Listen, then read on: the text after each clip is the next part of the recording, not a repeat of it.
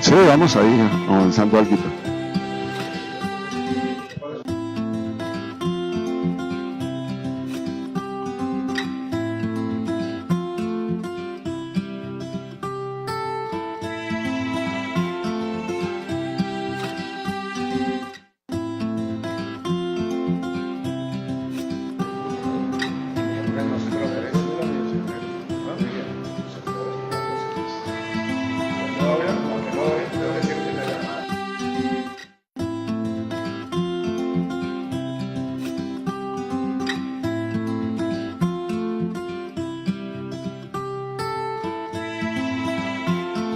De la mañana, saludando a todos los oyentes que nos escuchan a esta hora. Estamos en el espacio Revista de la Mañana, pero hoy es un día muy particular porque hoy vamos a seguir haciendo, y es la segunda socialización, hoy 30 de noviembre de 2018, de la reforma universitaria. Hay que recordar que hicimos la primera socialización el 26 de octubre. En esa oportunidad nos acompañó el rector, el señor Ricardo García, el rector de la Universidad Distrital. Igualmente estuvo el secretario general de la Universidad Distrital, Camilo Bustos, y también estuvo el representante ante el Consejo Superior Universitario de los Estudiantes, Julián Báez. Y en esta oportunidad pues vamos a presentar a los que nos acompañan el día de hoy. Se trata del vicerrector académico William Fernando Castrillón, también está el profesor de la Facultad de Ciencias Manuel Flores, y estamos en la espera de la profesora de la Facultad de Ingeniería, María Eugenia Calderón. Vamos a empezar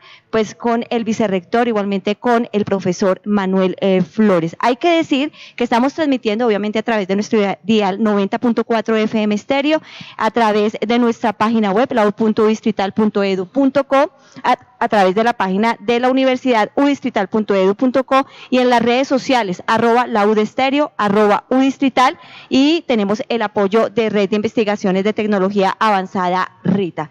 Voy a presentar a el profesor Jorge David, que siempre nos acompaña en estos espacios tan importantes, quien va a ser el moderador, e igualmente pues presento a el periodista Camilo Reyes. Bienvenidos y muy buenos días. Muy buenos días, Sonia, muy buenos días para toda la audiencia de nuestra emisora La UD 90.4 FM estéreo, y a todos los que nos siguen a través de las redes y de la red RITA. Pues contento de que estemos acá en este segundo conversatorio para la socialización de la propuesta de reforma de la Universidad Distrital.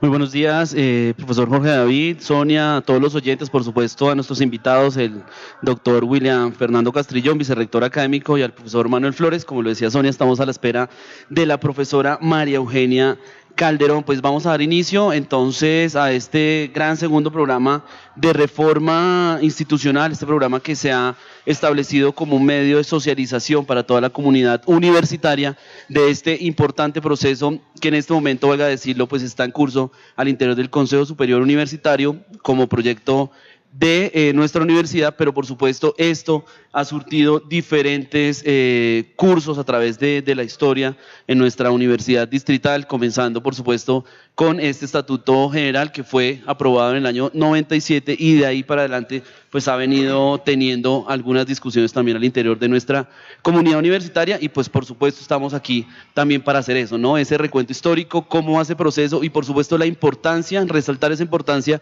de este documento que está al interior del Consejo Superior Universitario, que esperemos sea aprobado en los próximos días. Hay que también recordar que en la primera socialización hablamos de manera pedagógica acerca de qué es una reforma universitaria, hablamos de las características de la reforma universitaria, quién hace la reforma universitaria, los antecedentes, la metodología, lo que fue la Asamblea Constituyente. En general, hablamos más pedagógicamente en esa ocasión. Y pues le dejo el micrófono entonces al profesor Jorge David para que le cuente pues a los invitados del día de hoy, obviamente a toda la comunidad universitaria, qué vamos a abordar.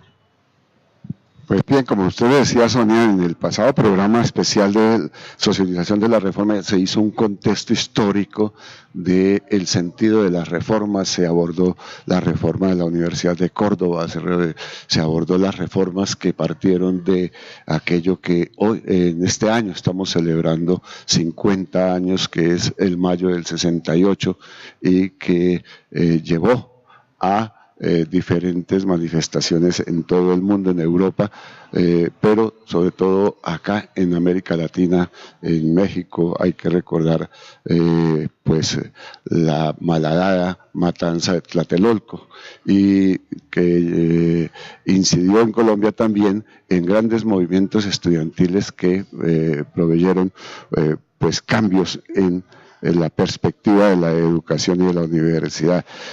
Como ese contexto histórico ya se abordó, pues hoy yo le propongo, saludándolos y dándoles los buenos días a nuestros queridos invitados, al profesor William Castrillón y al profesor Manuel Flores, que ya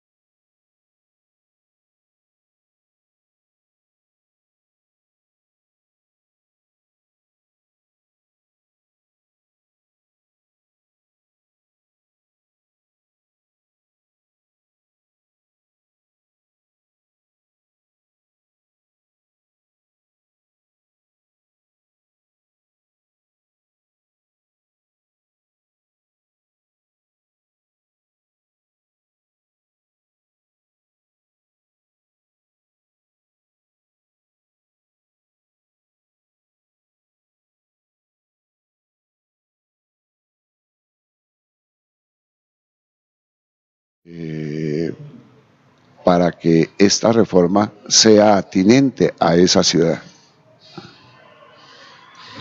Bueno, pues no se perdió la palabra.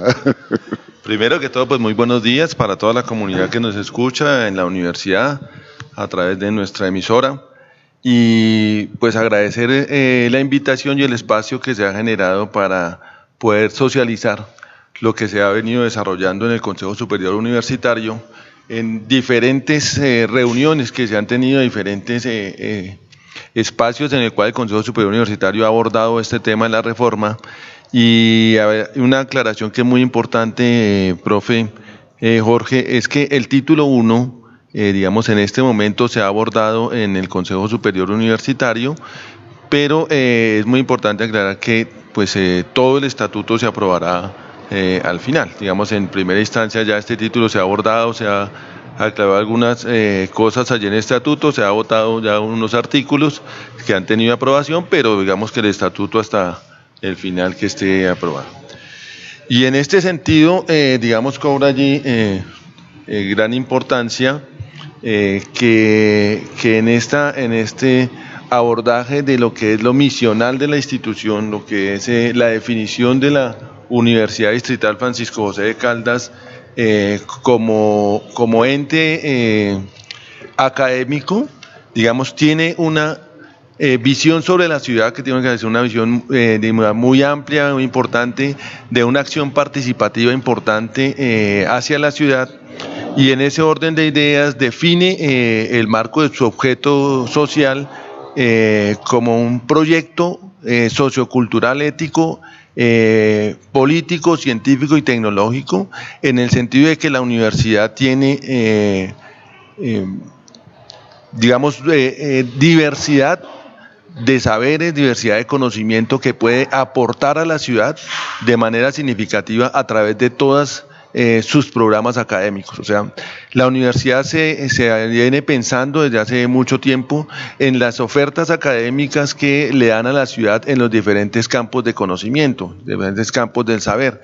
Y entonces es así como podemos pasar desde los procesos de formación pedagógica, desde los procesos de formación tecnológica, desde los procesos de formación del arte, de la ingeniería, de los procesos de formación en el campo del medio ambiente, y el desarrollo sostenible, y en ese orden de ideas toda esa oferta académica que se va a entregar a la ciudad y que se viene entregando durante todos estos años a través de los diferentes programas, 80 programas que hoy tenemos con registro calificado y que podemos ofertar desde la universidad, pues han de tener un impacto muy importante en la ciudad, y eso, digamos, no es que se rescate en este proceso del objeto de la universidad, sino que se reafirma en este proyecto de reforma cómo es que la universidad tiene que, a través de su objeto social, impactar directamente en todos los proyectos que generan a través de la docencia, la extensión, la investigación y la creación en la universidad.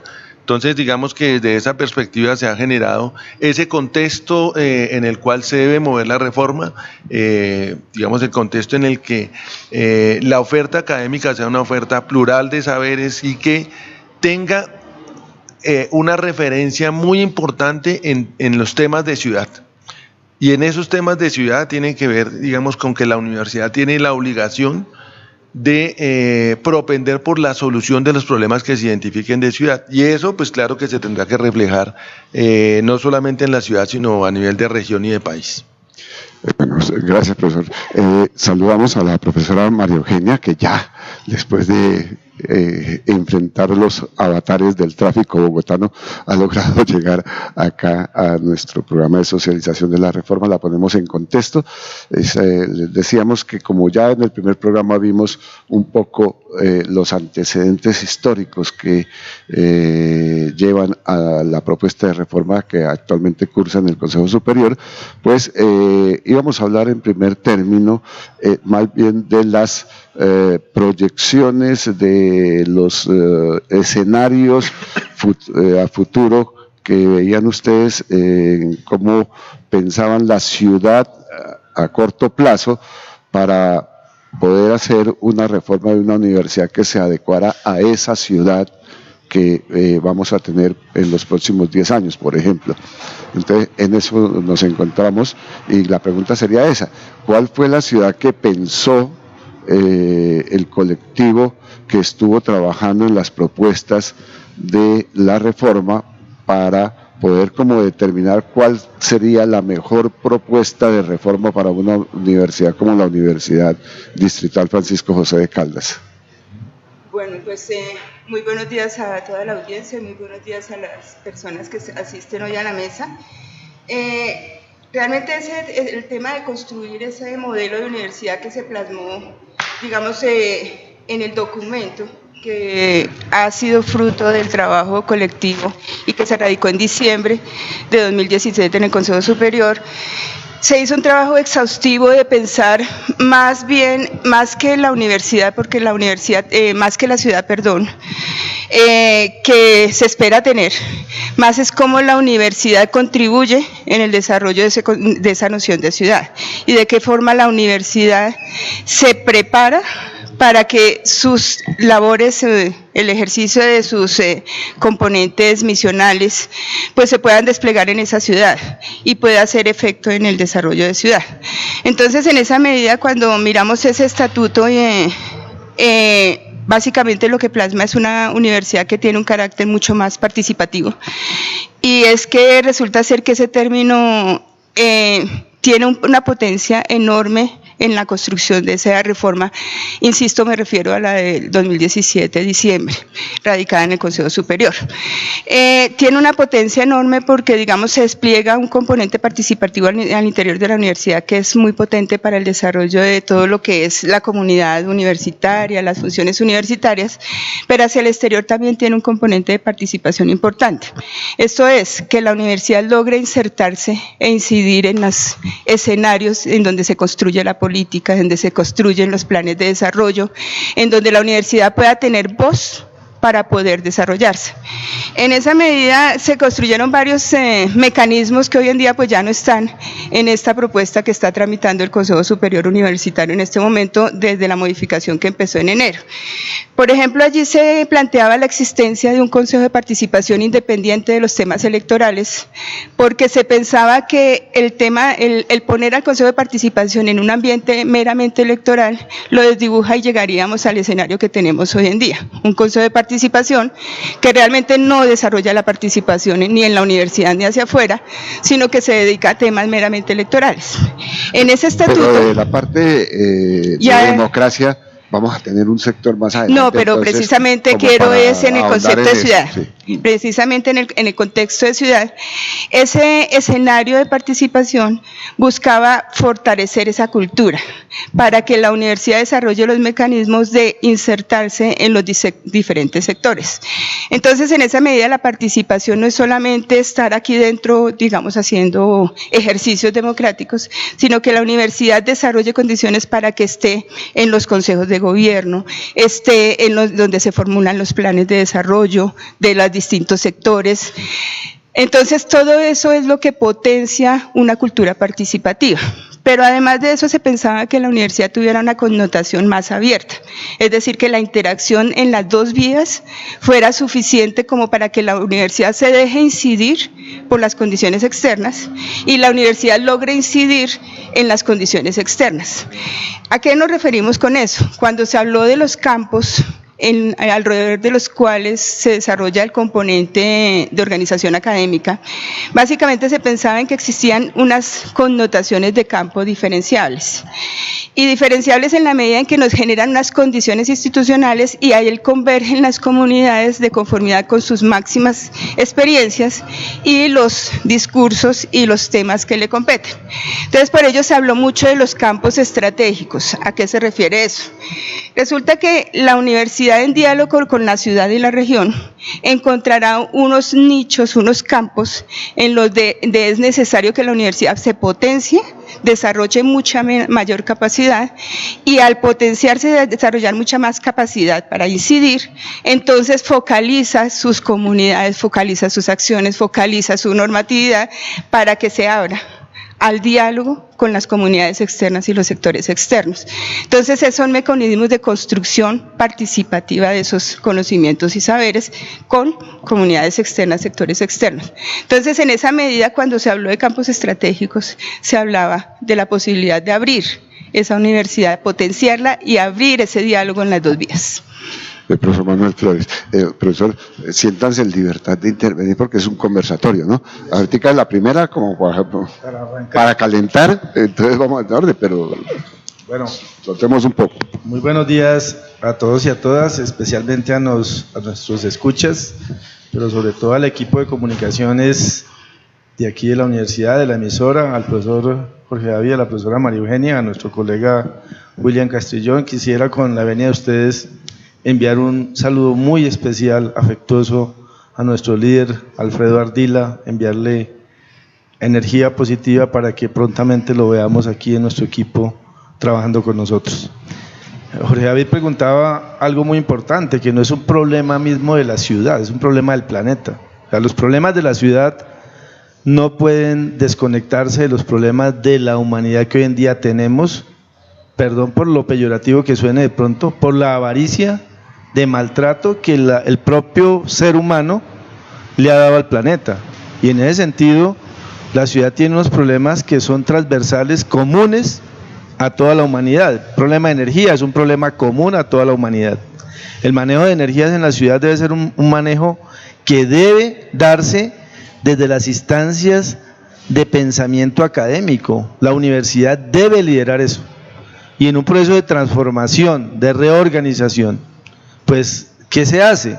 Sencillamente sentar unas bases para que en un periodo a mediano, corto o largo plazo podamos nosotros como institución realmente ofrecer respuestas, soluciones a problemas sentidos de la ciudad y de la humanidad, ¿por qué no?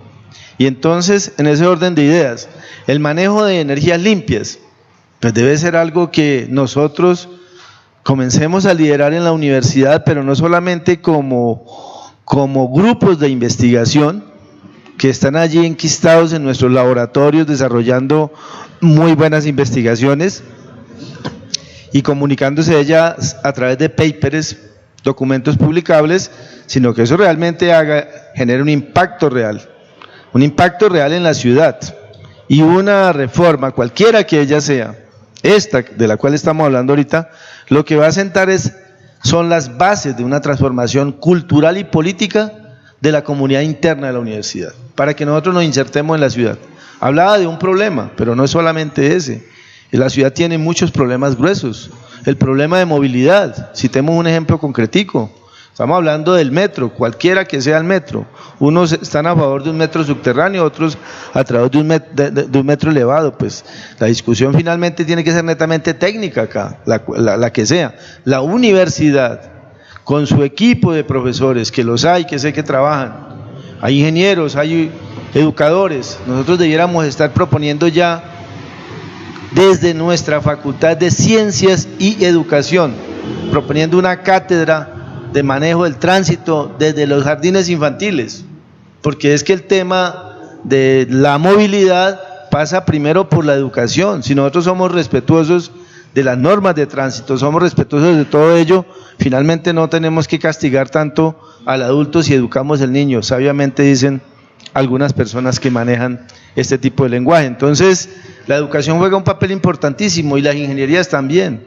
Entonces, en nuestra universidad debemos, con esta reforma que estamos trabajando, que no nace, hace el proceso de cambiar la universidad, de poner unas reglas de juego diferentes, diría yo, que propendan por muchas condiciones que están colocadas en otras instituciones. Es que nosotros no tenemos que ponernos a inventarnos acá nada, ni hacer una reforma para la universidad distrital.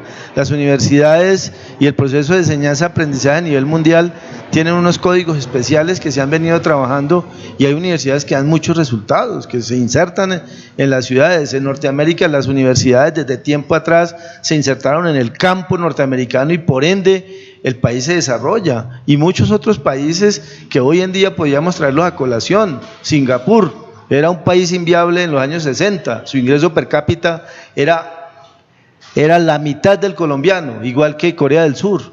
¿Qué hicieron ellos? Con una política muy bien definida en materia de ciencia, tecnología, innovación y educación.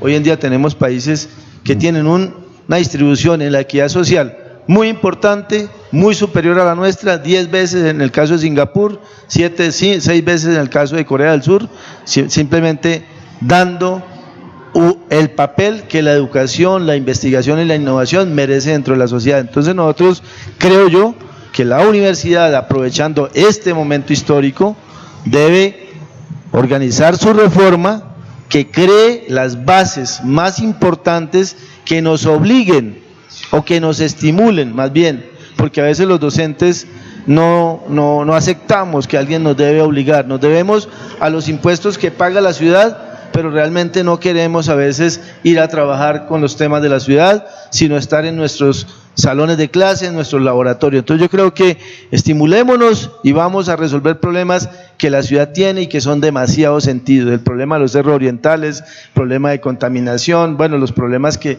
generalmente se mueven. Allí debiéramos estar nosotros trabajando con nuestros estudiantes, con nuestros profesores, generando respuestas que la ciudad necesita. Sí, yo quería una cosita, Jorge y colegas. En relación con lo que expresa la profesora María Eugenia de democracia participativa, a mí me parece que eso es fundamental, y cuando hoy la universidad en estos estatutos propone tener un consejo de participación que se encargue, es decir, la acción electoral es una acción mecanizada, es una acción puramente operativa.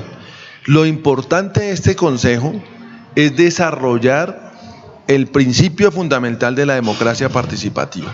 Hoy tenemos un consejo de participación que se ha dedicado más a la mecánica electoral, y lo que estamos concibiendo en este estatuto tiene que ver fundamentalmente con la participación de las personas. Es decir, hay un principio que se pone en este estatuto que es la democracia participativa, en el cual se busca garantizar a la comunidad universitaria esa posibilidad de intervenir y expresarse sobre todos los asuntos de la universidad.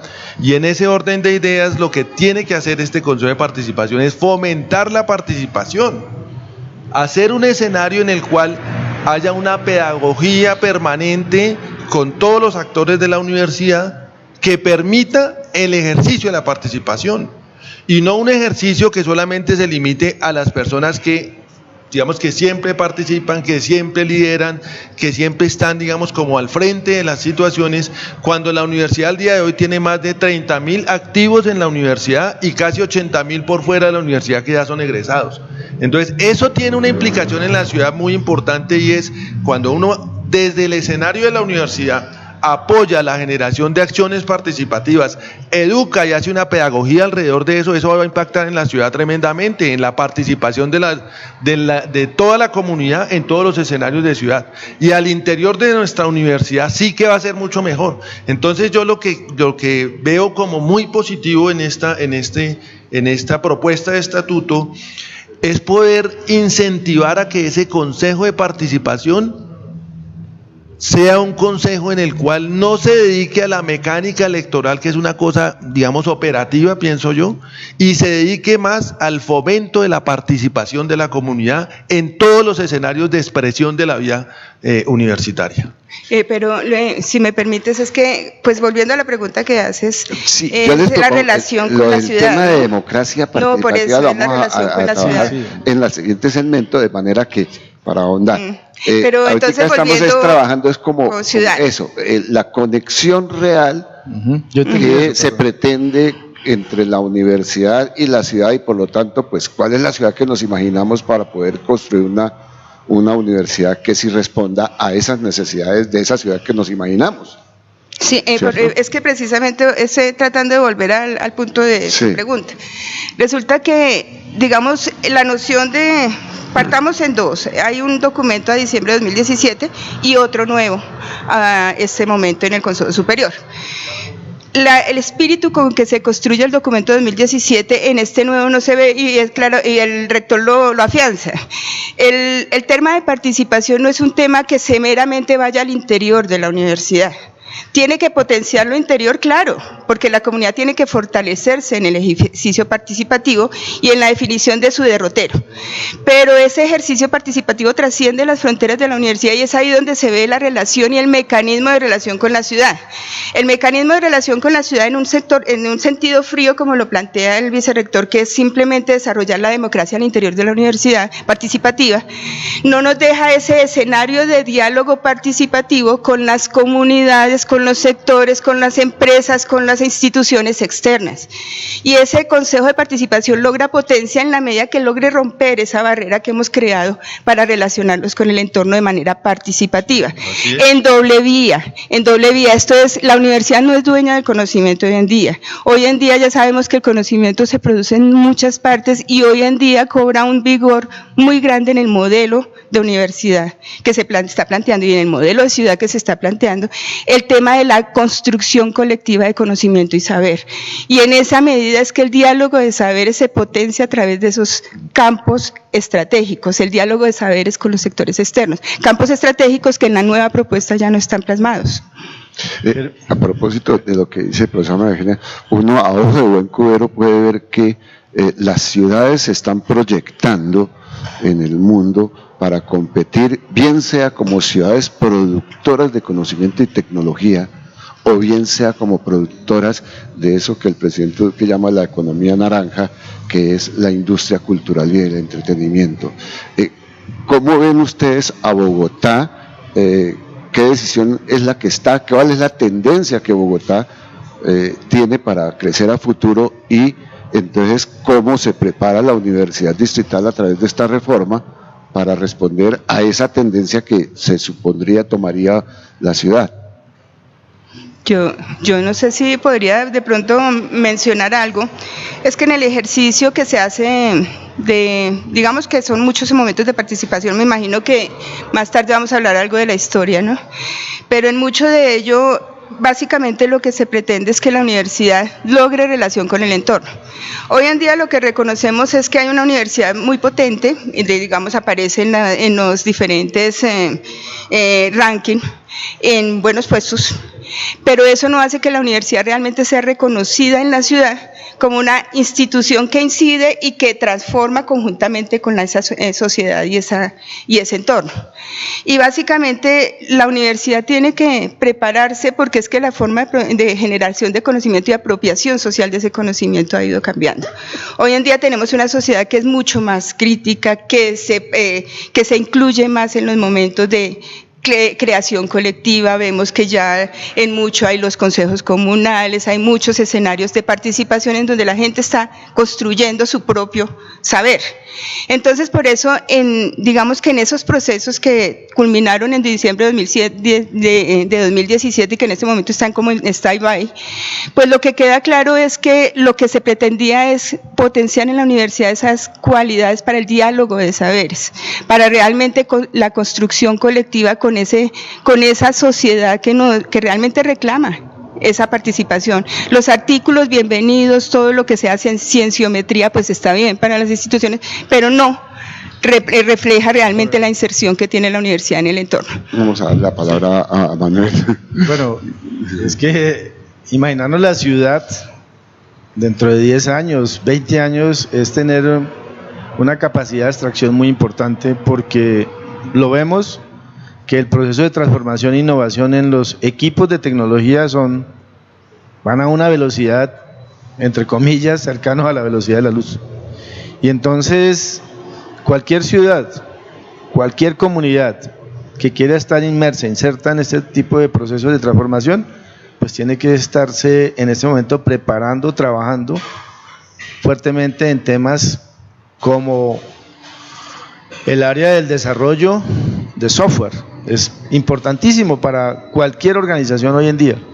El manejo de una herramienta de informática, un computador, al igual que el manejo de una segunda lengua, es algo que debe cualquier profesional, independientemente de su área específica, debe manejarse. Es como manejar hace 15, 20 años una calculadora que sumaba y restaba. Hoy en día manipular un computador y tener la capacidad de recuperar algo que nosotros mismos hemos causado un daño, que es el tema del río Bogotá. El río Bogotá, para recuperación del mismo, congrega a muchos especialistas del área de las ciencias humanas, de las ciencias naturales, del área de ingenierías, en fin, para que nosotros podamos tener nuevamente un río medianamente saludable. Así como esos hay muchos ejemplos, y la ciudad tiene que avanzar en un propósito de estar inmersa en un mundo globalizado. Eso nosotros no podemos desconocerlo, y allí nuestra universidad tiene que, con esta reforma, debe sentar las bases, porque finalmente, para que se genere un cambio, el cambio es interior en cada uno de nosotros, un cambio en nuestra manera de pensar, porque si simplemente eso queda en unas reglas de juego y no lo aplicamos en nuestro interior, pues difícilmente vamos realmente a tener un cambio que necesitamos como institución, para que nosotros nos podamos insertar en esa ciudad que nos necesita, que nos está llamando a gritos, porque si bien es cierto, hay algunos desarrollos internos, es muy poco lo que nosotros estamos haciendo para aportarle a la ciudad el día de hoy. Sí, yo quiero hacer una intervención y digamos, voy a retomar un poco lo que dije al principio de la universidad como proyecto sociocultural, ético, político, tecnológico, ¿sí? Y ambiental. ¿Por qué? Yo no estoy muy de acuerdo, como dice la profesora María Eugenia, quien respeto muchísimo, en que la universidad sea únicamente reconocida por los rankings y esa sea su visibilidad. Si es que nosotros en la ciudad tenemos una participación súper importante. O sea, la universidad es reconocida en todos los campos. La universidad participa en la formación en educación con todos sus licenciados. Usted haga un análisis de cuántos egresados nuestros son los que están hoy como profesores en la ciudad, vinculados a la Secretaría de Educación Distrital. Solamente ahí. Todo lo que la universidad aporta en sus diferentes campos, por ejemplo, o sea, un ejemplo muy sencillo hoy, ¿quién lidera hoy el IDEAN? ¿Sí? ¿Quién lidera hoy la parte ambiental? ¿Quién lidera la parte de red de formación ambiental? lo que hablaba aquí el profesor Manuel en términos de la participación de la universidad en todos esos campos del desarrollo tecnológico, del desarrollo de comunicaciones.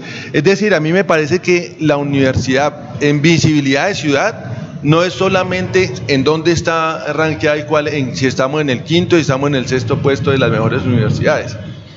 Es cómo incide la universidad a través del desarrollo curricular, a través de esa conexión entre lo que la universidad forma, las competencias que forma y cuáles son las necesidades de ciudad por las cuales esta universidad está respondiendo. La universidad hoy tiene un buen número de contrataciones por el lado de extensión en los cuales ayuda a la solución de problemas de ciudad. La universidad, por ejemplo, ha liderado en los últimos años todo el tema de semaforización. ¿Sí? Y entonces, pues digamos que no podemos como limitar el ejercicio de la universidad y la visibilidad de la universidad solamente a cómo nos vemos en el desarrollo de la investigación, es que la universidad es mucho más grande. ¿Cómo aporta la universidad hoy, por ejemplo, en la construcción de política pública en educación? ¿Cómo aporta, por ejemplo, hoy la universidad con todo este escenario que hoy tenemos en la ciudad de los estudiantes que están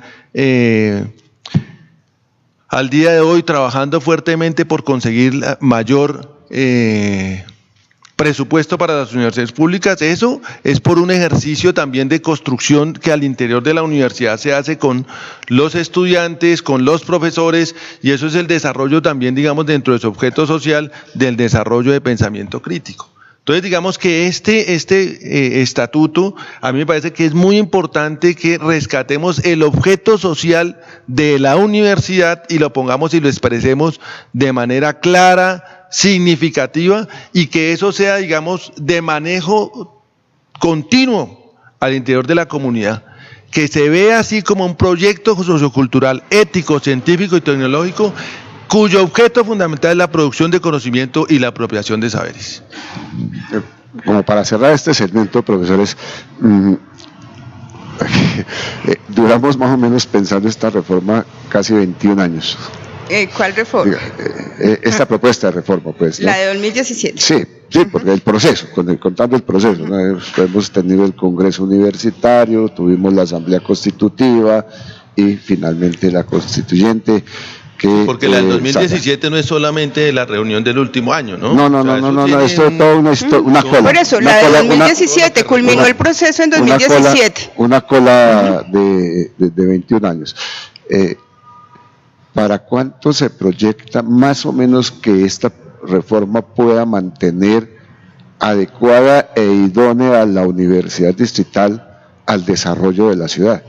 Jorge, nos pones en situaciones difíciles porque, a ver, no sé si no se ha entendido, Jorge David, pero estamos hablando de dos proyectos de reforma distintos. Al menos yo me estoy refiriendo al proyecto de reforma diciembre de 2017, que es fruto del trabajo de muchos años que tú acabas de decir.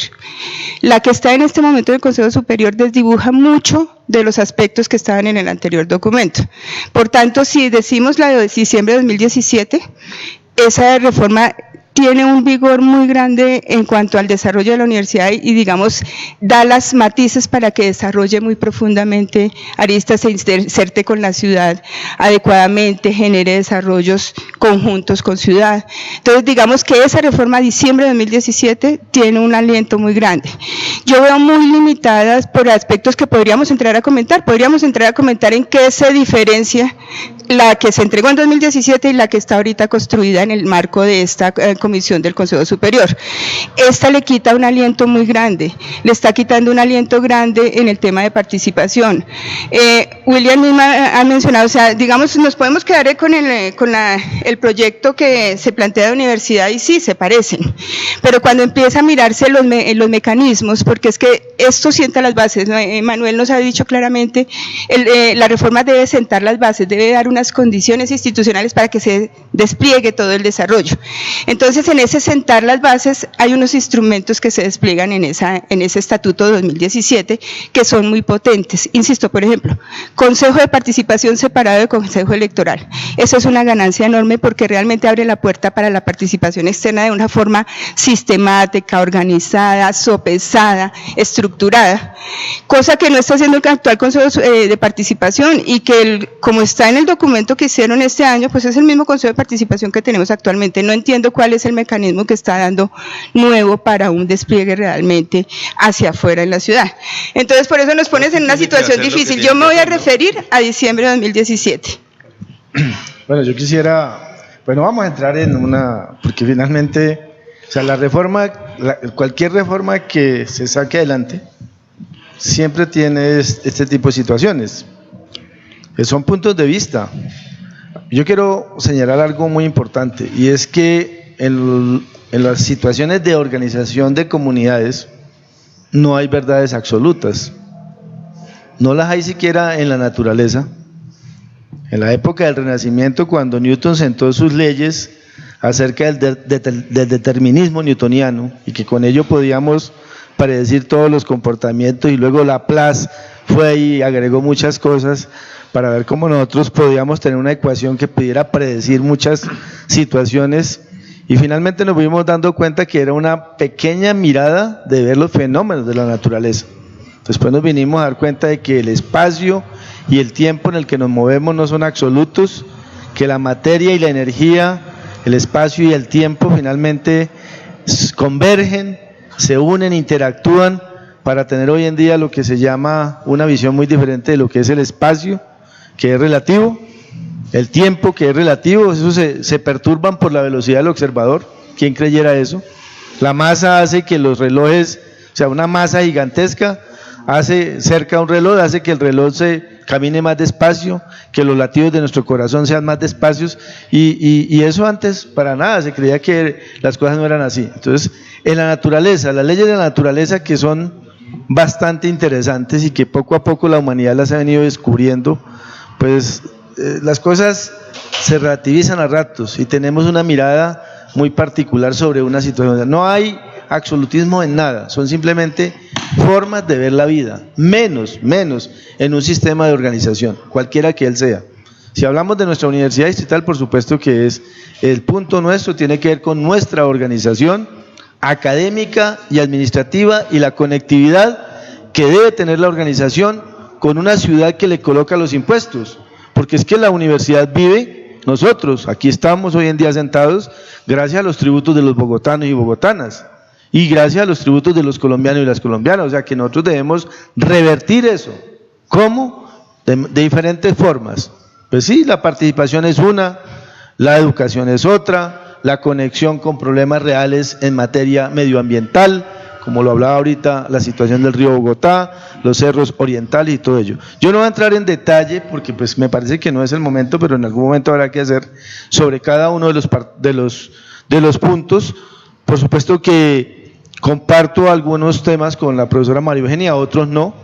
El tema de nuestra reforma viene de tiempo atrás, Jorge David lo mencionaba, hace alrededor de 20 años, y son procesos que hemos dado. El primer proceso que surgió después del acuerdo 03 del año 97, que fragmentó, desvertebró a la universidad y la atomizó en unidades llamadas hoy en día proyectos curriculares, que en otras universidades llaman programas académicos o programas curriculares, que no permiten hacer economías de escala, no permiten hacer economías de escala, no permite que haya un diálogo de saberes de profesionales de disciplinas afines o de las mismas disciplinas. Pues es un tema grueso en materia académica, y esa es la columna vertebral de la universidad, y la reforma que hay en este momento, que no solamente recoge, porque es que esto es una secuencia de posibilidades que se han venido dando, todas legítimas y todas legales, ¿sí? Y todas estas posibilidades finalmente tratan de articular y reformular una organización que permita que nuestra universidad mejore en muchas cosas que hoy en día no tenemos, porque tenemos muchas cosas que mostrar. Hemos avanzado en materia de aumento de cobertura, En el año 97 la universidad tenía 8.000 estudiantes, hoy tenemos 28.000. Sí, pero la pregunta era, ¿cuánto tiempo creen, le tienen de proyección a esta propuesta de reforma, independientemente de si estamos de acuerdo con ella o no? Bueno. Es decir, ¿ustedes creen que es una reforma que muy pronto habrá que reformar, empezar otra vez de nuevo, o una reforma que soporta unos cambios de corta duración en la ciudad, de manera que se mantenga vigente la universidad en los próximos 10 años, 20 años, o tendremos que estar permanentemente en ese proyecto de reformarnos cada año? A mí en lo personal, si me permite Jorge David, iba a terminar con eso precisamente, es que la del 97 va a cumplir 20 años, ¿verdad? El acuerdo 03. Cualquier reforma que se coloque en este momento debe ser una cuestión dinámica, flexible, y debe sentar las bases generales para que sea por mucho tiempo y que permita que las cosas que haya que cambiar se cambien. Por eso en el documento se plantea que se haga una evaluación cada 4 años, y esto no es nuevo. En la primera posibilidad que se tuvo en el Congreso Universitario, revisamos una figura que tiene la UNAM de México. Ellos tienen un Congreso Universitario que lo hacen cada 10 años para hacer una evaluación sobre el Estatuto General, el proyecto universitario institucional y el plan de desarrollo. Y la comunidad hace las sugerencias de cambio al plenum de la universidad, de la UNAM. En ese orden de ideas fue que nosotros en el año 2002-2003 en el Congreso colocamos la idea de organizar un congreso también cada 8 años para que se hiciese lo mismo. Esa idea quedó plasmada en la Asamblea Consultiva Universitaria del año 2009, y esa idea está en ese mismo orden en la misma dirección en este momento, para que cada 4 años haya ese ejercicio participativo de la comunidad, porque es una idea que quedó en el documento del 2017, se recoge, solamente que se le da un poco de orden para que no sea una asamblea constante, sino sencillamente ella evalúe, y si hay necesidad de hacer cambios cada 4 años a situaciones sensibles que no han funcionado muy bien, se hacen los cambios. Ahora, las bases fundamentales pues deben perdurar durante mucho tiempo. Profesor William. Yo estoy absolutamente de acuerdo en que el Estatuto General debe ser una carta de navegación amplia que permita a la universidad delinear las formas en cómo hace su oferta académica y cómo participa con la ciudad, con la región y el país. Es de anotar que entre más estables sean estos estatutos, pues van a tener un mayor tiempo de prolongación, o sea, van a tener, digamos, la mayor estabilidad que se le puede dar el estatuto. Eso le va a garantizar a la universidad seguridad jurídica, seguridad en su objeto social, y eso le va a permitir, digamos, consolidar en el largo plazo las acciones que tiene que hacer la universidad. Yo creo que los estatutos tienen que ser lo más estables posible. Yo pensaría que la dinámica que le da al estatuto la participación de la asamblea universitaria, en la cual se convoca, como dice el profesor Manuel, cada 4 años, ¿sí?, es un tiempo justo y suficiente para hacer un proceso de evaluación de esos, digamos, como de las formas y de los estatutos, que incluye también allí, no necesariamente que esta asamblea se reúne para modificar un estatuto, sino en el marco de los procesos de evaluación, pues allí también vamos a tener que hablar de planes estratégicos de desarrollo, vamos a tener que hablar de proyecto universitario institucional, de planes de acción, digamos, institucionales, en los cuales, digamos, en esos procesos de desarrollo y evaluación que se puedan hacer en periodos cortos, no impliquen necesariamente una reforma estatutaria. Los estatutos tienen que ser tan sólidos y tan, digamos, como tan direccionadores, que permitan que sean estables en el tiempo. Sin embargo, no se puede negar la oportunidad, un estatuto, de que en la medida que haya una dinámica de ciudad, una dinámica de país, una dinámica mundial, pues hay que irlos ajustando en la medida en que digamos, ese direccionamiento se dé, pero eso se da por la misma dinámica de las comunidades. Por eso creo que cobra vital importancia ese principio fundamental que está allí entre los principios, que es la participación democrática, y está representado en lo que se van a llamar la asamblea participativa, la asamblea universitaria, los consejos estudiantiles, los claustros de profesores. Digamos, allí es donde vamos a tener los espacios para hacer los escenarios de autoevaluación, y que esos escenarios de autoevaluación nos permitan, digamos, saber qué tenemos que hacer en relación con estos estatutos generales. Permítame un segundo, profesora. En la primera socialización, uno de los académicos, y como que reúne todo lo que ustedes están diciendo, es que la universidad se reforma constantemente, cada momento, cada mes, cada año, porque la ciudad lo exige.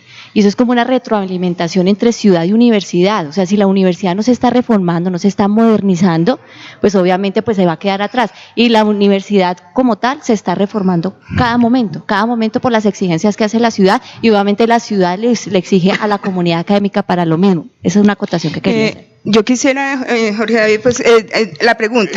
Sí, quería hacer una claridad. Ya la profesora María Eugenia nos ha aclarado que estamos discutiendo el proyecto de la reforma que cursa en el Consejo Superior, pero que ella estaba hablando de un proyecto que se había finiquitado para el 2017. Como la idea no era un debate, ¿cierto?, sino una socialización de esta reforma, entonces, pues teniendo en cuenta su punto de vista, profesora, hagamos el ejercicio de la socialización desde su punto de vista crítico, bueno, ¿no? Porque, sí, solamente Jorge, si no nos estemos dedicando, porque nuestros oyentes van a decir, pero bueno, pero es que los oyentes, ¿no?, merecen conocer las dos. Sí, pero no lo tenemos el documento acá para los oyentes, entonces. Sí, pero yo quisiera, Jorge David, sobre el tema de cómo podríamos ver la vigencia de una reforma en el tiempo y la estabilidad de esa reforma. Digamos que yo lo veo desde María Eugenia Calderón, lo ve desde varios escenarios. Un tema es que la reforma universitaria nace de la apropiación que tenga la comunidad de esa reforma, de ese camino que se está dando, y de qué tanto esa comunidad se ve reflejada en ese camino. Entonces, en la medida en que esa reforma realmente esté reflejando lo que la comunidad siente y percibe que debe ser su derrotero, va a tener mucha más vigencia. Uno. Dos, el documento tiene que brindar instrumentos para que realmente generen una condición dialógica con la ciudad. Si ese diálogo permanente con ciudad no se da, porque, por ejemplo, ya Manuel nos dice ciertos campos que él piensa que son, realmente el tema es qué piensa la ciudad, qué piensa la universidad y cómo construimos juntos y cómo definimos esos campos juntos. Entonces, si hay ese marco dialógico, también nos da una posibilidad de que esa reforma. Pero lo más importante es, uno, la reforma es un proceso. Es un proceso que se afianza en la cultura. Entonces, este proceso viene dándose, y esos quebrantos de confianza, Jorge David, así sea molesto porque se está socializando, a mí me dijeron que se iba a hablar de historia, y en esa historia era que yo iba a hacer mis observaciones. Entonces, si en ese marco, cada vez que se quiebra la confianza de una comunidad en el proceso de reforma, porque es un proceso que se expresa en varios documentos del proceso, pero es un proceso en el que la comunidad participa. Cada vez que se quiebra la confianza, se pierde la posibilidad de que la vigencia de esa reforma sea mayor. Entonces, cada vez que se ha cambiado la ruta acordada con la comunidad, como ocurrió a partir de enero de este año, pues se quiebra la confianza y toca restablecerla, y tú sabes que construir confianza es de lo más difícil que hay en las comunidades, y la reforma no tiene éxito si no hay confianza con esa comunidad. En muchos momentos, ¿qué tanto esa reforma, ese documento, si está brindando instrumentos para que se superen las problemáticas? Entonces, si lo que estamos diciendo es, mire, lo que pasa es que los órganos de gobierno tienen dificultades para tomar sus decisiones, para que haya inseguridad jurídica, por ejemplo. Entonces, ¿cómo ese documento entrega unos instrumentos claros para que los derroteros en adelante sean claros? En esa medida puede haber una vigencia mayor de la reforma. Bueno, hay un asunto que me ha llamado mucho la atención, porque durante todas las respuestas y intervenciones de ustedes, todos han hecho énfasis en la democracia participativa, ¿sí? cuando uno ve unos estatutos y una reforma, yo me los imagino algo así como una especie de constitución de la universidad. Y pues lo más sano para una entidad no es tener una constitución que se esté cambiando a diario, ni por los avatares cotidianos, sino porque hay grandes necesidades ya o grandes cambios. Y por lo tanto, que siempre todo estatuto y toda constitución debe ser de largo aliento. Y uniendo las dos cosas, es decir, si tanto en un proyecto como en otro estamos con el principio de la democracia participativa, de la cual quiero que ahondemos más tardecito en términos de lo que se propone, si en ambos está ese mismo propósito, ese largo aliento de esa constitución también tiene que tener un principio de flexibilidad, de elasticidad, si se quiere, de manera que se pueda dar la democracia participativa. Las diferencias entre los dos proyectos no pueden ser precisamente subsanadas a través de la democracia participativa en esos ajustes a la medida que vayan demostrando qué funciona y qué no funciona de esa reforma. Sí, claro. Es precisamente, digamos, en ese principio, inicialmente la propuesta que habíamos trabajado con otras personas de la comunidad que también, digamos, participan de esta construcción, habíamos hablado de la posibilidad de que esta asamblea universitaria se reuniera, digamos, más prolongadamente, o sea, digamos, por ejemplo, cada 8 años inicialmente se pretendía eso. Y en el escenario de la discusión con el documento del 2017, que creo que inicialmente traía una reunión de esa asamblea cada 2 años, profesora María Eugenia. Sí, cada 2 años. Entonces, digamos que logramos llegar a un acuerdo que se reuniera cada 4 años. Digamos, hoy en ese documento, digamos, que tiene el Consejo Superior, está esa convocatoria de asamblea cada 4 años, y en ese cada 4 años quiere decir que se reúne la asamblea durante 3 meses, dedicada exclusivamente a hacer unos análisis, una evaluación y a proponer los cambios que sean necesarios, no solamente, pensando en cómo cambiar el estatuto, sino a proponer cambios en los escenarios de la universidad.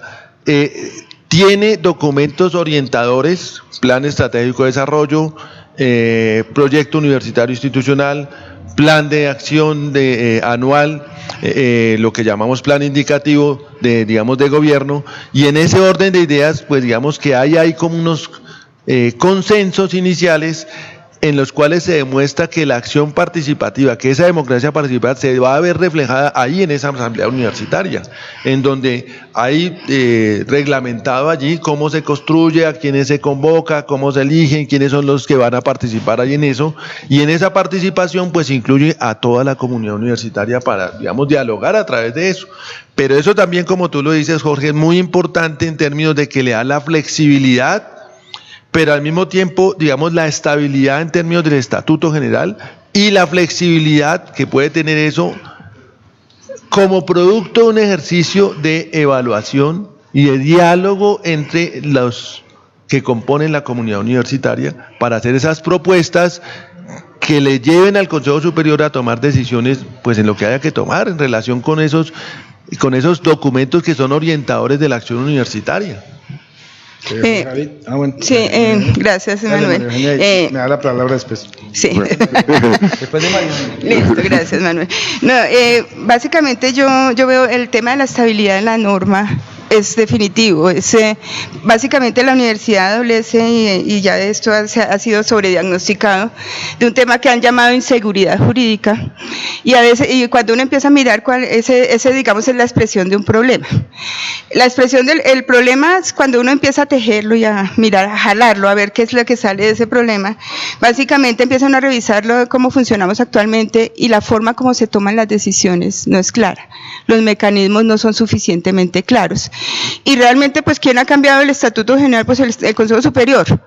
¿Por qué? Porque en algún momento detecta o decide que debe haber algún cambio en el Estatuto General. Hoy en día no hay ningún otro mecanismo distinto. Necesitamos, eso quedó claro y digamos que ha sido parte de toda la construcción que llegó hasta diciembre de 2017, y es que necesitamos blindar nuestros estatutos, necesitamos garantizar que si es una constitución, para nosotros, digamos, en nuestro ámbito es la Constitución, necesitamos blindar esa Constitución, necesitamos garantizar que por el hecho de que en un Consejo Superior haya 5, de acuerdo con una modificación del Estatuto, eso no haga que la modificación se dé, sino que tenga unos protocolos básicos rigurosos que hagan que cada vez que se modifique el Estatuto General es porque se ha surtido un protocolo y ese protocolo se ha respetado. Entonces, en esa misma medida, un esfuerzo grande que no, incluso es algo que es paradójico, porque ese esfuerzo de blindar la forma, de acuerdo, ¿no, sí, estamos de acuerdo. Pero se quitó en el documento 2018, ya te cuento por qué. Entonces, en ese ejercicio de blindar se tuvo un acompañamiento muy cercano del asesor de la Secretaría de Educación del distrito en su momento. Entonces, ¿qué se decía? Necesitamos garantizar que esa norma esté blindada, es decir, que el protocolo quede muy diáfano, claro, en el mismo Estatuto General, que es nuestra norma de normas, si hacemos la analogía.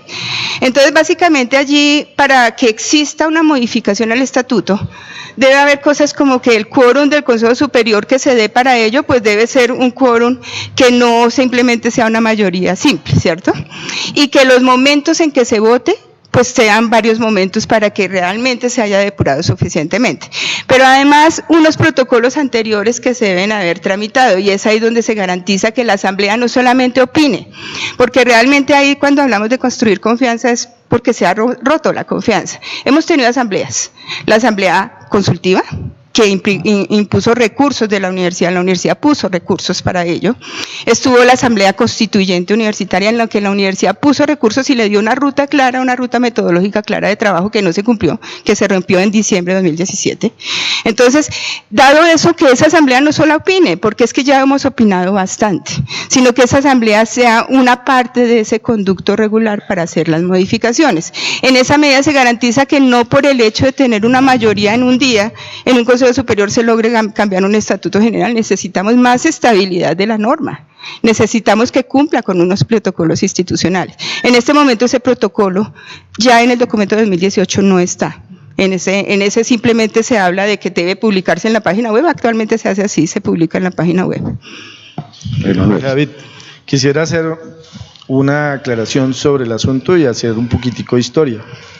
El acuerdo 03 de 1997 es un acuerdo que tiene altísima discrecionalidad, tal como lo expresa nuestra colega María Eugenia, de tal suerte que con que se reúnan 5 personas hacen mayoría y se tomaban determinaciones en la universidad.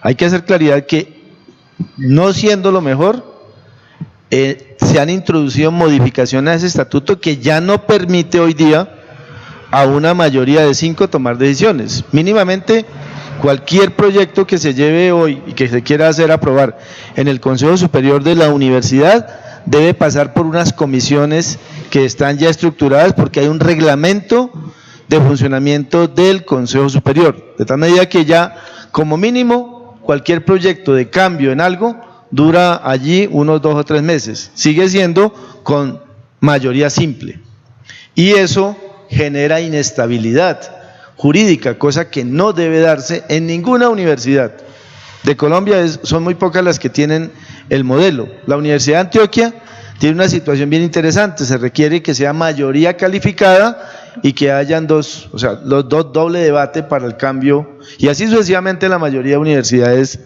tienen eso. En nuestra universidad distrital, en la reforma, y ahí sí no estoy de acuerdo, yo comparto parcialmente las posturas de María Eugenia, pero lo que acaba de decir me parece que hay que revisarlo detalladamente. María Eugenia, te invito a que miremos bien porque no quedó así, y voy a explicar por qué. En realidad, en este momento, en el estatuto que está cursando en el Consejo Superior, el Estatuto General tiene seguridad jurídica y estabilidad, no solamente el Estatuto General, el Estatuto Estudiantil y el Estatuto Profesoral, para que se surta cualquier cambio.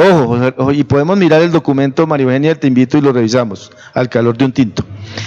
Resulta que en este momento, tal como está ahora, ya surgieron cambios en el acuerdo 03 y hay unas comisiones accidentales que estudian las propuestas y finalmente por mayoría simple se vota y se acepta o no una propuesta.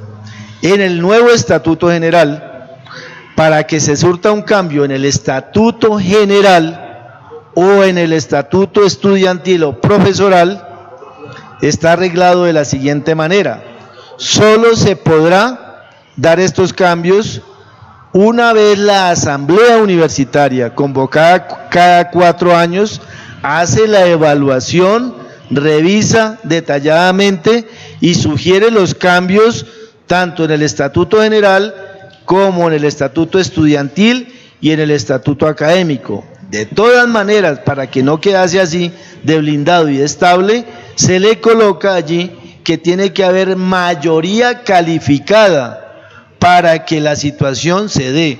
Entonces, quiero aclarar que no solamente en el Estatuto General, sino en 2 estatutos que son muy sensibles para nuestra universidad, como el Estatuto Estudiantil y el Profesoral, hay una estabilidad jurídica para que no se surta la situación que actualmente se tiene. Bueno, abordemos, decíamos que era como la última pregunta, ¿cierto? Abordemos el otro segmento que hemos propuesto y es, ya vimos un poco cómo se pensó, bien sea desde la reforma del 17, bien sea desde la reforma que está cursando en el Consejo Superior, pues para ambas es importante que se socialice esta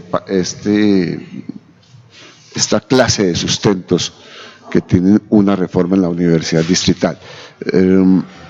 Ya vimos cómo se pensó la reforma pues desde una cierta perspectiva o no de ciudad, pero las ciudades también, es decir, las ciudades no son solamente las ciudades, sino son las sociedades, y nuestra sociedad también está inmersa en una cantidad de contradicciones, una profunda cantidad de contradicciones que con un ojo muy optimista uno lo que ve es, en esas contradicciones, es que se están cocinando unos caldos de cambios impresionantes que ameritan que las universidades, y una universidad que está en propósito de reformarse, pues tenga una clara visión o por lo menos unos escenarios de cuál es la sociedad que va a educar en los próximos años y por lo tanto cuál es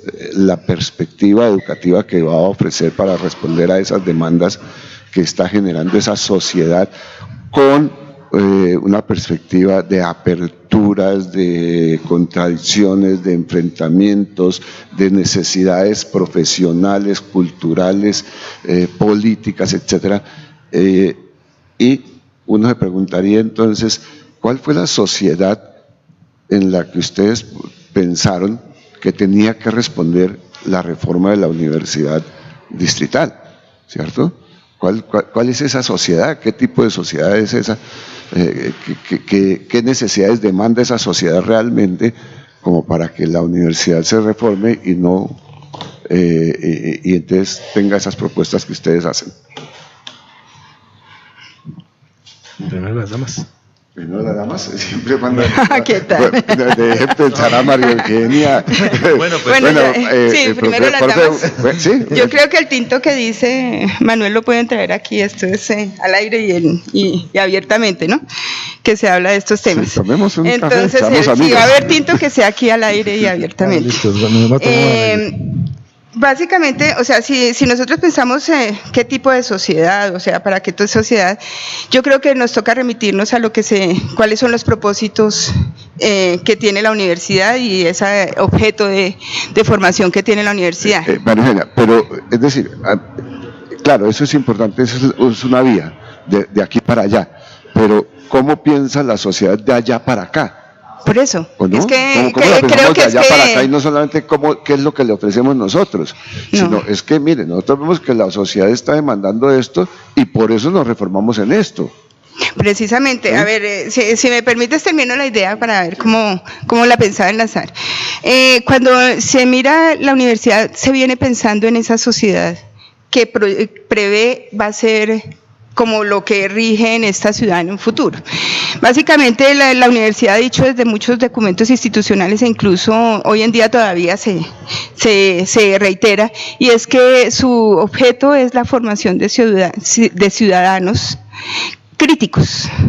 Y en esa medida, ¿por qué? Porque es que estos sujetos que la universidad apoyan la formación, porque es que la formación se da en muchos ámbitos, uno de ellos es la educación formal, digamos. Entonces la universidad contribuye en esa formación de ciudadanos críticos para esa sociedad que está hecha por lo que vemos estos días. O sea, yo creo que el movimiento estudiantil nos está marcando mucho de lo que es la sociedad que se está gestando y que va a estar, y es una sociedad que realmente analiza, cuestiona, conoce y va más allá de los gobiernos y de las políticas de los gobiernos actuales. Va más allá y es una sociedad que propone desde un escenario crítico y argumentativo. Y en esa medida la universidad que se pretende desarrollar es anticipando, y es esos sujetos que van a estar en esta sociedad que ya se está preparando, la sociedad. O sea, cuando vemos estos movimientos estudiantiles, las marchas, esas estrategias que generan creativas, pero vemos la sociedad que está allí. Vemos la madre de familia que se aparece con un cartel que dice, mi hija tiene 2 madres. Soy yo y es la universidad pública. Vemos una sociedad que ahora es una sociedad que participa, esa es una forma de participación que tiene que reconocer la universidad. Y vemos una sociedad que critica desde el argumento, no desde la crítica sin razón. Y cada vez más esta juventud que se está formando va a incidir en que esa sociedad del futuro ya no traga entero. Es una sociedad en la que incluso la esperanza es que todo el esquema de elecciones y de votación va a ser incidido por esa juventud que está formándose críticamente. Entonces, para ese escenario dialógico, crítico y de argumentación, es el que la universidad piensa, una sociedad que realmente está empoderada de su papel como ciudadano de esta nación. Bueno, profesor Manuel. El tema de la ciudad, primeramente creo que es tomar los buenos ejemplos. Aquí no se trata de inventarnos nada nuevo. ¿Por qué las sociedades en otras latitudes se han desarrollado?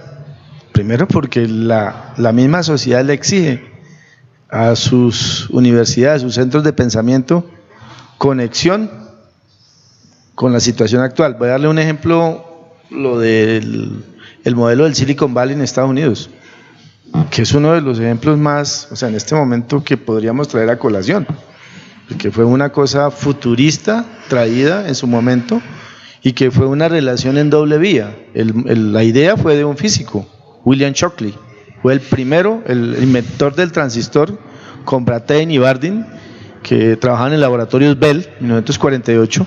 Shockley montó la primera gran industria de circuitos integrados, entre comillas, porque en ese momento solo logró integrar 4 dispositivos y propuso que la universidad saliera y se integrara a la situación. Hoy en día tenemos allá en el Valle de California las empresas más importantes de desarrollo tecnológico, innovación y generación de empleo a nivel mundial, y solamente ideas que hace 25 años se desarrollaban en garajes de casas con muy poco recurso económico, pero grandes ideas, como la de Larry Page y Sergey Brin, que es el motor de búsqueda de Google, un matemático y un ingeniero. Ese tipo de cosas, pues nosotros tenemos que incursar allí. La ciudad en 10 años o en menos de 10 años va a necesitar que nosotros le demos respuestas, nos van a exigir. Ese cuento de mantenernos dentro de la universidad, estar allí únicamente trabajando en los laboratorios y desarrollando clases para nuestros estudiantes, tenemos que cambiar. Me parece que la universidad así no tiene ninguna posibilidad de existencia a futuro.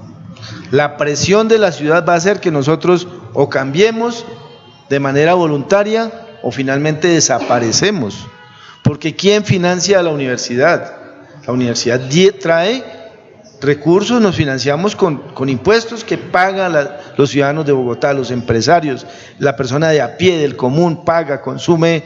Desafortunadamente el alcohol ayuda a financiar la educación en este país, así es. Entonces, eso hará que nosotros cambiemos. ¿Y qué ciudad vamos a tener? Pues una ciudad que tiene que estar al nivel de otras urbes internacionales para que sea competitiva. Son muchos temas. Nosotros debiéramos estar ya trabajando en este momento con la Cámara de Comercio de Bogotá, con las otras universidades públicas y privadas de Bogotá, insertarnos para mirar en el propósito de tener un parque tecnológico que integre empresa, conocimiento, universidad, para ver cómo ofrecemos desarrollos que nos permitan articularnos con problemas sentidos de lo que se produce en Bogotá. Profesor William. Mire, yo creo que hoy la universidad es consciente de que estamos en un mundo globalizado, en el cual todas esas economías emergentes que han venido desarrollando en las últimas décadas, digamos la sociedad como la tenemos hoy, implican para la universidad una serie de retos, digamos, amplios y complejos, que deben tomar como principios fundamentales varias cosas. Primero, la razón crítica, la verdad científica, la creación libre, el diálogo razonado y algo que es muy importante es el sujeto autónomo. Luego, en ese orden de ideas, esta reforma debe dar una amplitud tal que permita desarrollar en la comunidad y favorecer en la comunidad ese ejercicio de formación que, a la luz de la acción participativa, a la luz de la construcción de saberes, a la luz de la responsabilidad social de la universidad frente a la ciudad-región, frente al país entero, pues permita que la universidad y la comunidad cambie ese paradigma en las formas de actuar, en las formas de devenir en la misma sociedad, en la responsabilidad social que tiene cada uno de los sujetos que se forman en la universidad.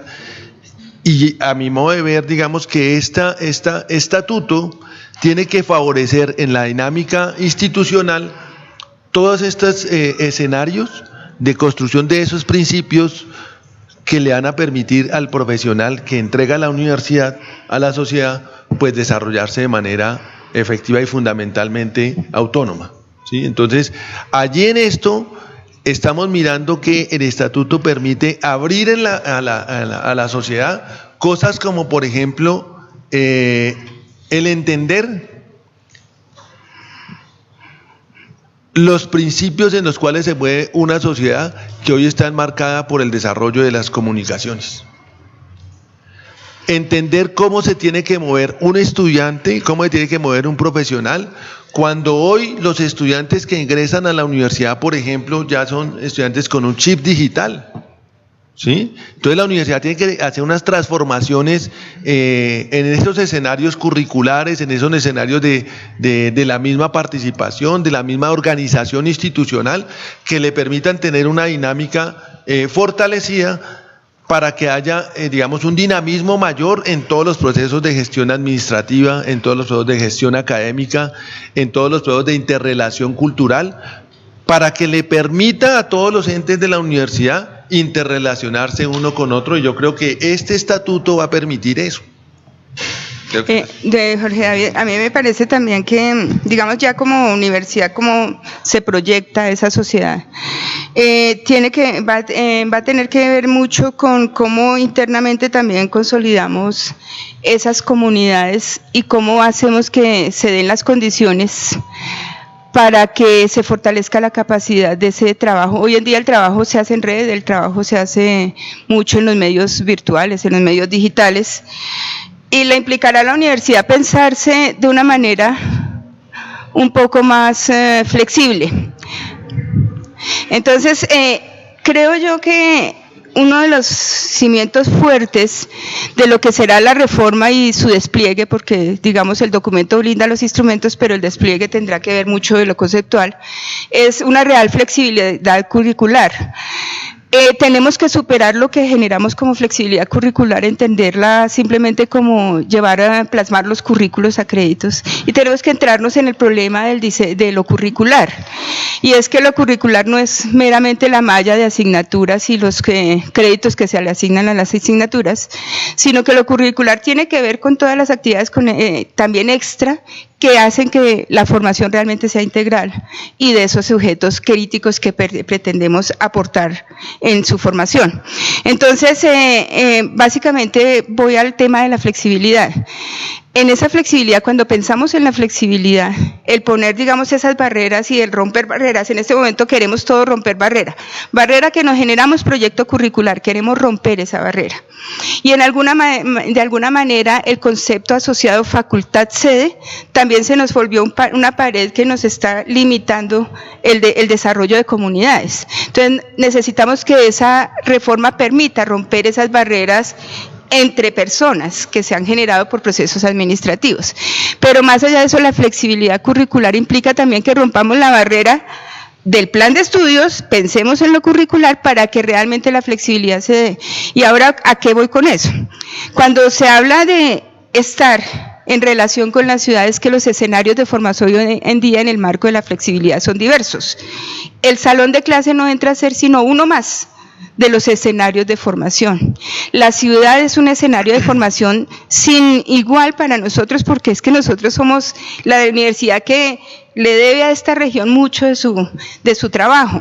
Entonces, por eso la ciudad tiene que pensarse como un escenario también de formación, y cómo la universidad logra abrir sus puertas para pensar que lo curricular tiene que trascender la pared de la facultad, la pared del aula, y que las aulas sean mucho más diversas. En eso estamos muy, pero muy, muy retrasados. Hoy en día nomás hablar de un componente de salir, por ejemplo, lo que estaba ocurriendo en estas épocas de manifestaciones, decía yo, es de una riqueza curricular enorme.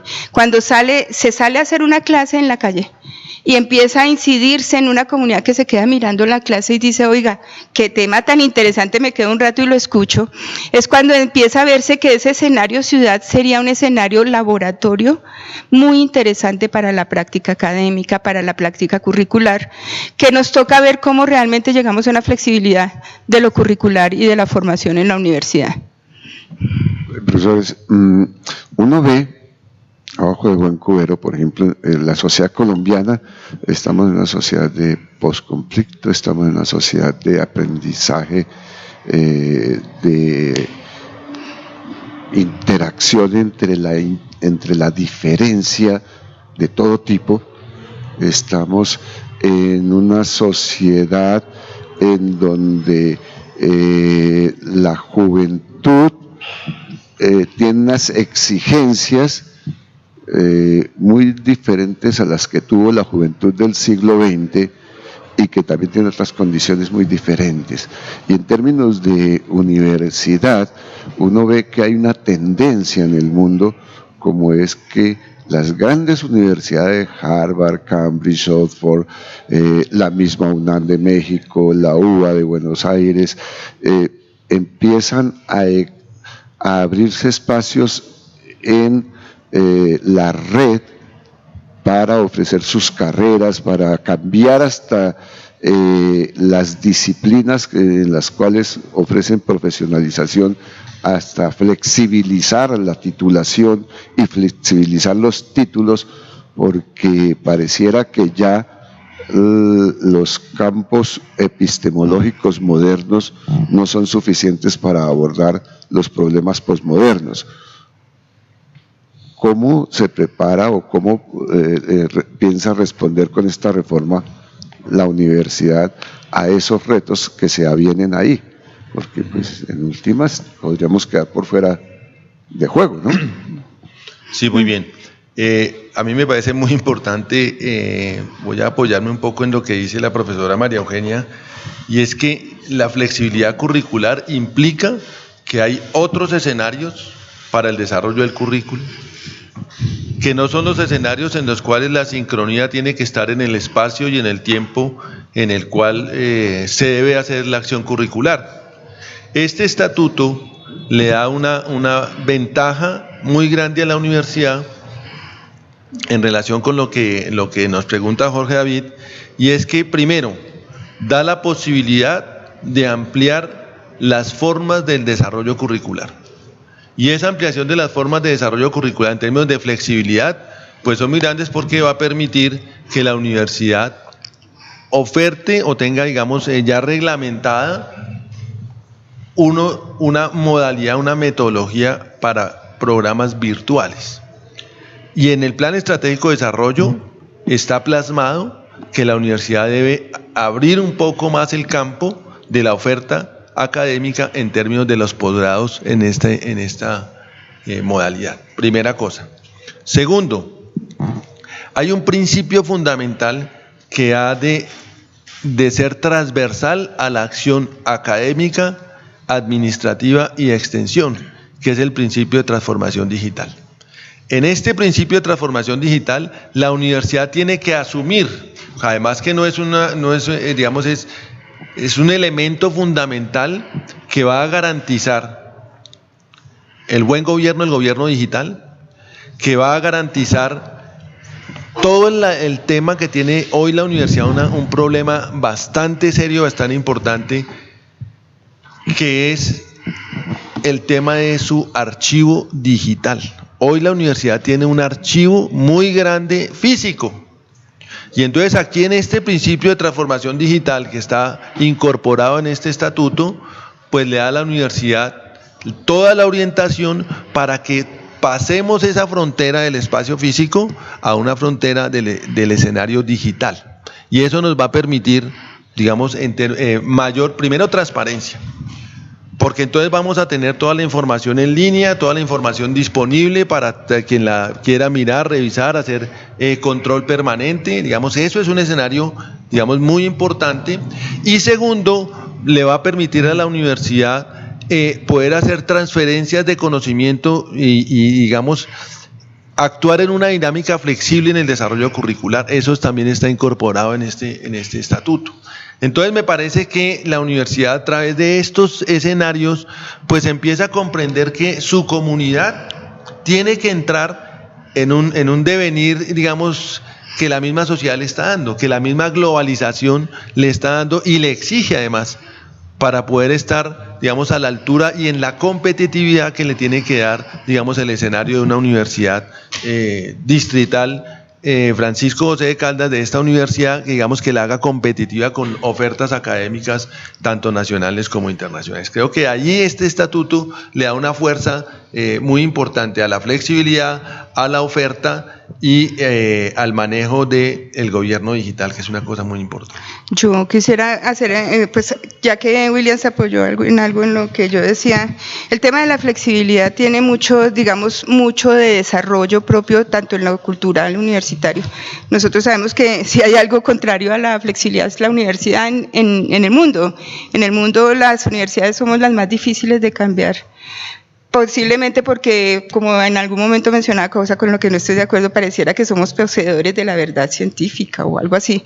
Entonces hay mucha dificultad en que una universidad realmente implemente la flexibilidad. Tan es así que en la universidad en todos lados dice flexibilidad en lo curricular, pero no hemos logrado desplegarla suficientemente.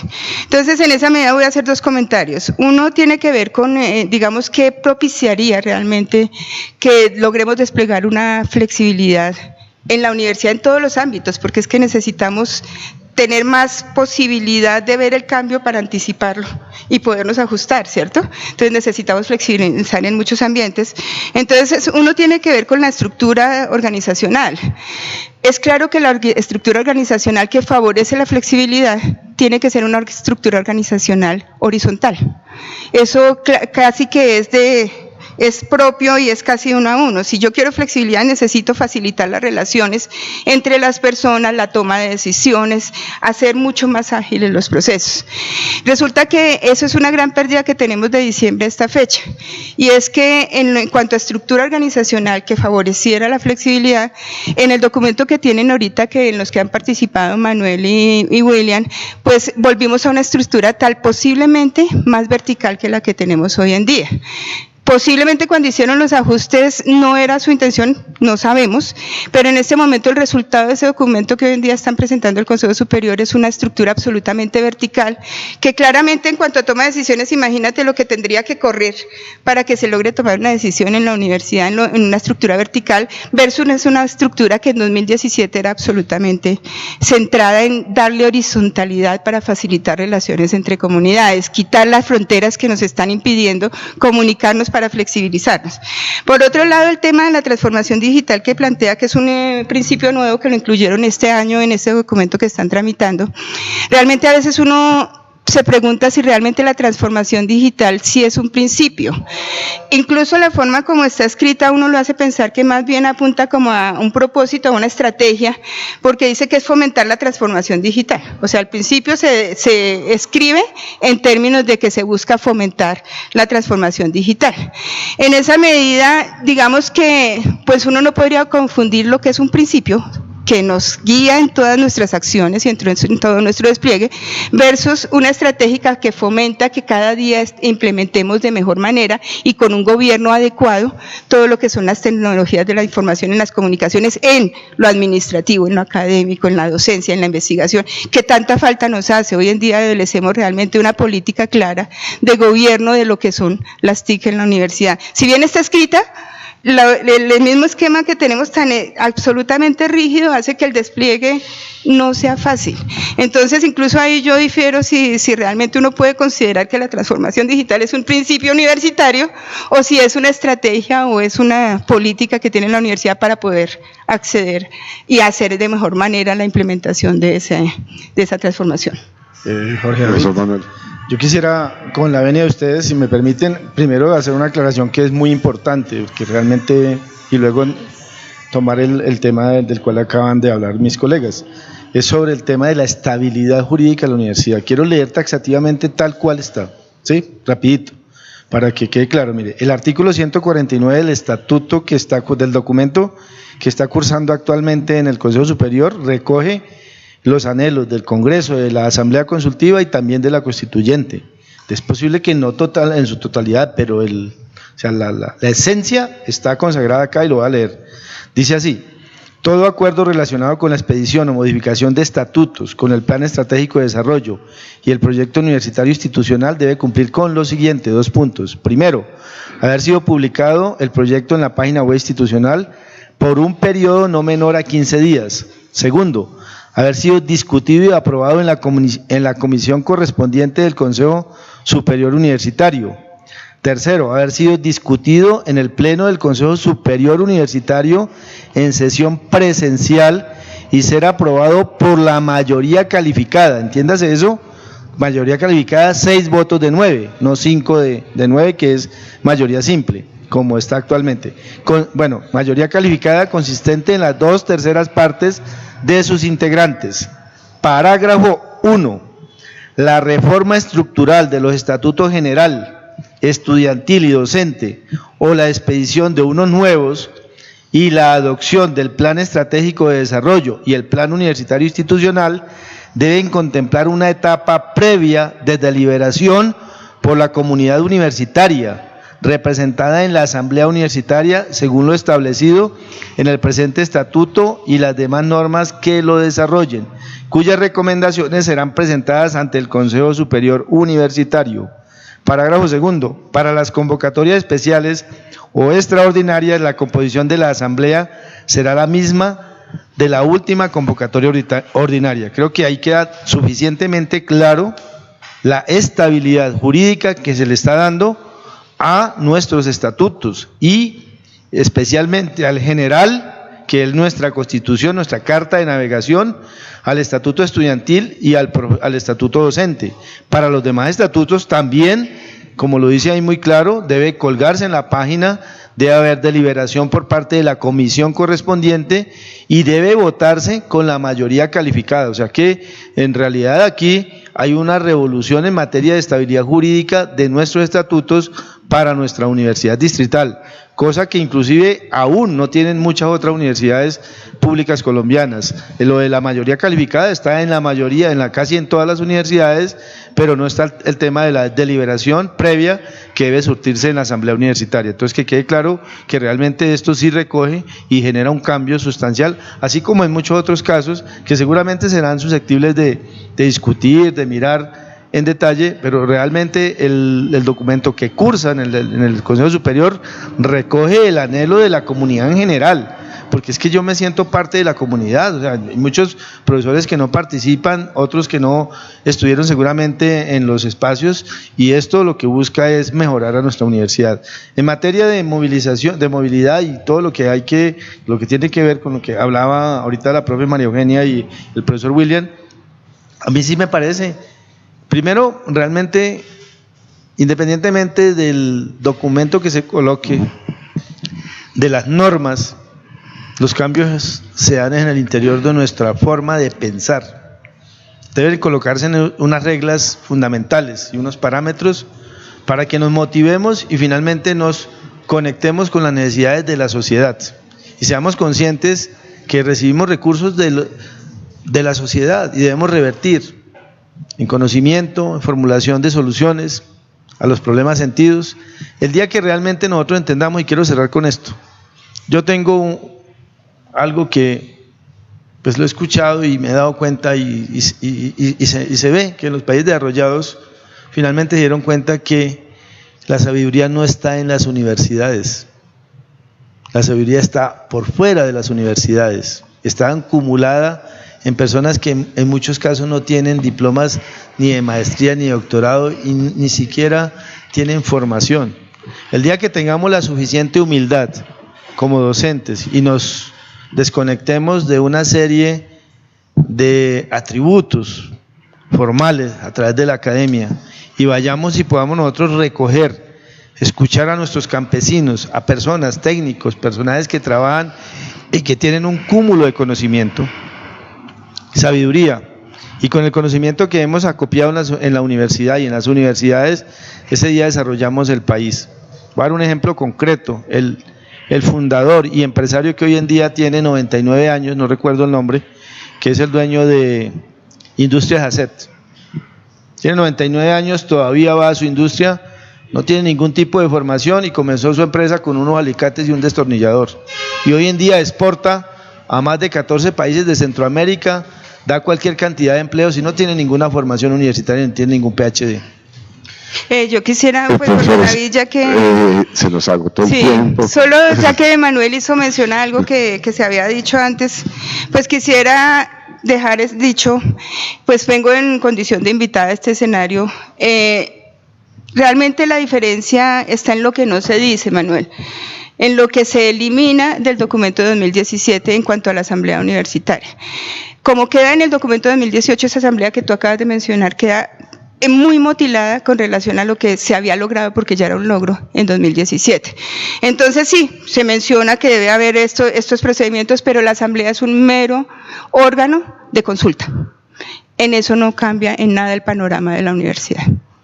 Bueno, profesores, lo importante es eso precisamente. Creo que lo que dice la profesora María Eugenia pues ya hace parte de la reforma, en el sentido de aprender a hacer esa democracia participativa donde debatamos los desacuerdos, los discutamos, independientemente de si logramos el consenso de todos o no. Terrible sería una universidad que tuviera todo el consenso y fuera unánime. Precisamente la universidad es el ágora de la discusión y de la confrontación de ideas. Creo que hemos avanzado un poco en socializar desde la perspectiva de desde qué proyecciones de conocimiento, de qué escenarios esperados de lo que es ciudad, de lo que es sociedad, estamos pensando a la universidad distrital para los próximos años, para atrevernos a hacer una propuesta de reforma buena, mala, regular, nos guste o no nos guste, pero que busca responder y adecuarse para responder a las necesidades que va a tener que enfrentar en los próximos años la Universidad Distrital. Camilo. Sí, claro, profesor, pues este espacio se convierte en un escenario supremamente importante. Ya habíamos tenido un primer momento el 26 de octubre pasado, pues con un recuento histórico de lo que ha sido este proceso al interior de nuestra comunidad universitaria, la Universidad Distrital Francisco José de Caldas, y pues hoy con estos tres grandísimos invitados que tuvimos aquí en la U 90.4 FM Estéreo, pues como usted lo decía, ¿no? Abordar quizás esas perspectivas a futuro, cómo ha sido el desarrollo, por supuesto, al interior de los diferentes estamentos para llegar a lo que estamos hoy y pues nada, esperar finalmente que este proceso de socialización siga adelante, como usted lo decía, con desavenencias, con apegos, con diferentes formas de pensar, pero lo importante es que finalmente el futuro de nuestra universidad distrital pues sea el mejor, teniendo en cuenta las diferentes dinámicas y escenarios que se puedan dar al interior de esta misma. 9:58 minutos de la mañana, entonces le damos término a esta socialización de la reforma universitaria. Le agradecemos al vicerrector académico William Fernando Castrillón, le agradecemos a la profesora de la Facultad de Ingeniería María Eugenia Calderón, igualmente al profesor de la Facultad de Ciencias de la Educación Manuel Flores por acompañarnos el día de hoy. 9:59 minutos de la mañana, quédense con toda la programación de la U 90.4 FM Estéreo, les deseamos un feliz día.